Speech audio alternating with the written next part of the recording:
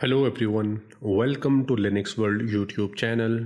This channel is all about Linux and its different distribution. So without any further ado, let's get started.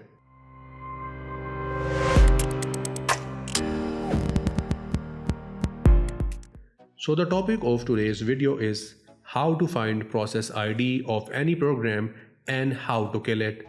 Well, as we know that we have different programs running in any of the Linux distribution and sometimes they get stuck. And what if you want to delete those programs or those processes? But for that purpose, we must have to know about their process IDs. Well, as we know that PID stands for process ID, and to find a process ID of any program or any process, we have a command as process ID of, which is PIDOF, and after that write the name of a program. As at the moment I have Mozilla Firefox running in my background, so I will just write here Firefox, hit enter, and these are different IDs of my Mozilla Firefox processes, because as we know that in web browsers we have different processes running at a moment. So with the help of any of these processes you can kill these processes.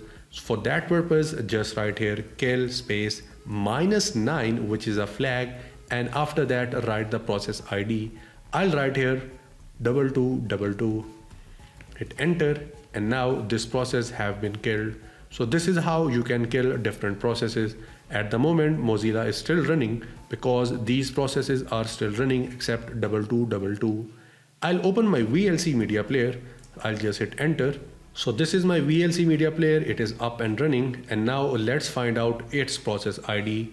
So I will just use the same command, but at the end I will just write here VLC, and obviously the command is PIDOF, hit enter, and this is the process ID of VLC media player.